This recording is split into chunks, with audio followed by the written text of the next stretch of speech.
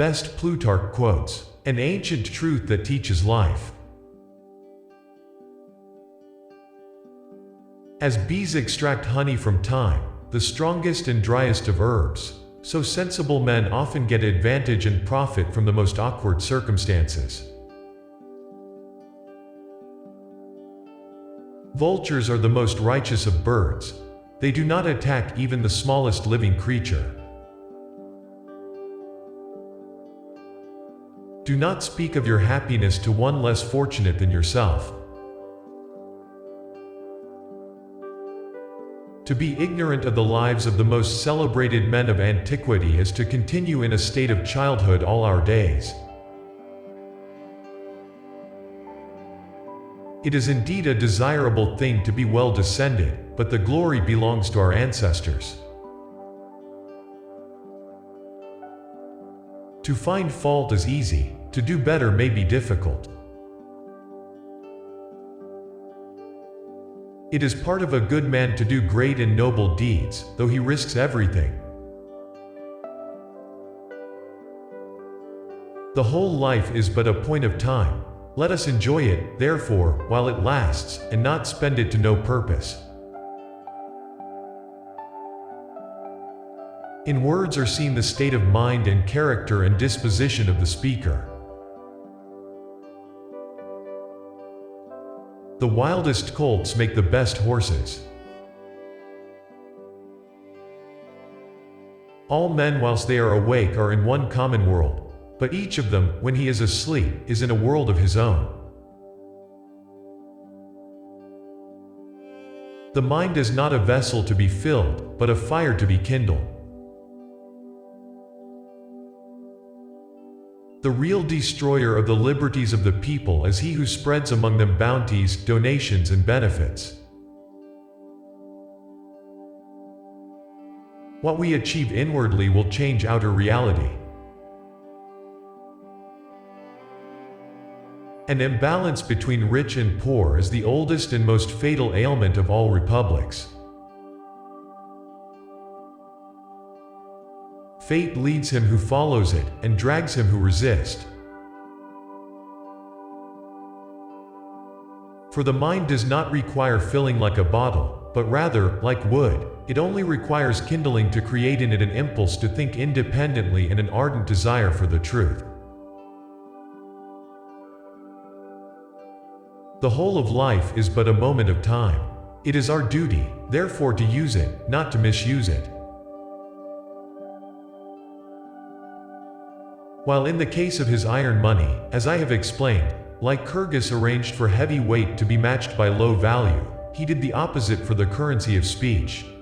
Here he developed the technique of expressing a wide range of ideas in just a few, spare words. "We are the only women who raise men," the Spartan lady replied. Foreign lady once remarked to the wife of a Spartan commander that the women of Sparta were the only women in the world who could rule men. The whole life of man is but a point of time. Let us enjoy it, therefore, while it lasts, and not spend it to no purpose. It is a thing of no great difficulty to raise objections against another man's oration. It is a very easy matter. But to produce a better in its place is a work extremely troublesome. Courage and wisdom are, indeed, rarities amongst men, but of all that is good, a just man it would seem is the most scarce. But for the sake of some little mouthful of flesh we deprive a soul of the sun and light, and of that proportion of life and time it had been born into the world to enjoy. Those are greedy of praise prove that they are poor in merit. It does not follow that because a particular work of art succeeds in charming us, its creator also deserves our admiration. Silence at the proper season is wisdom, and better than any speech. Courage stands halfway between cowardice and rashness, one of which is a lack, the other an excess of courage. The richest soil, if uncultivated, produces the rankest weeds. Let us carefully observe those good qualities wherein our enemies excel us, and endeavor to excel them, by avoiding what is faulty, and imitating what is excellent in them. I don't need a friend who changes when I change and who nods when I nod. My shadow does that much better. He is a fool who lets slip a bird in the hand for a bird in the bush. Many things which cannot be overcome when they are together yield themselves up when taken little by little. Prosperity is no just scale. Adversity is the only balance to weigh friends. Books delight to the very marrow of one's bones. They speak to us, consult with us, and join with us in a living and intense intimacy. Evidence of trust begets trust, and love is reciprocated by love. The poor go to war, to fight and die for the delights, riches, and superfluities of others. The very spring and root of honesty and virtue lie in good education. No man ever wetted clay and then left it, as if there would be bricks by chance and fortune. The omission of good is no less reprehensible than the commission of evil.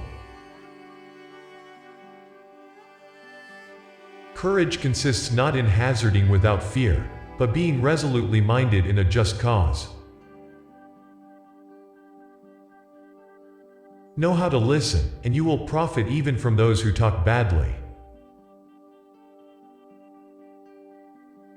Medicine to produce health must examine disease, and music, to create harmony, must investigate discord.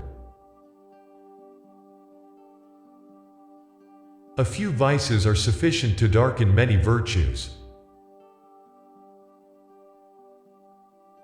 Moral habits, induced by public practices, are far quicker in making their way into men's private lives, than the failings and faults of individuals are in infecting the city at large. The measure of a man is the way he bears up under misfortune.